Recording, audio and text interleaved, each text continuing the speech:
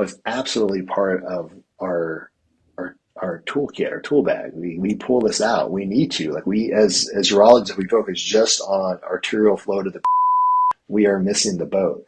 Um, there's so much more to it. When I get if I get a patient in that has function, I want to know why. And why, it's not testosterone driven. You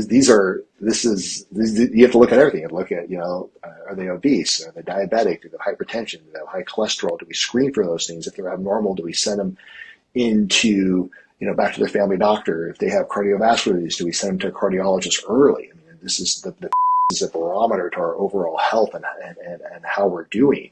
And it could be a warning sign. If somebody comes into dysfunction, it could be underlying cardiovascular disease. So like we need to, if we don't do the screening, we need to get patients into a family doctor that's going to do, check a hemoglobin A1C, check your cholesterol, look at your blood pressure, do that general workup and see what's going on, because we're doing that patient a disservice if we just give them Viagra and wish them well. And if it's a weight related issue, and that weight related issue is part of one of those metabolic conditions, this metabolic syndrome that people have, definitely these GLP-1 agonists have so many health benefits. And then we layer on what we do. We put them on Viagra, Cialis, we look at why they have erectile dysfunction, and we can treat it. We have so many wonderful options to do that nowadays.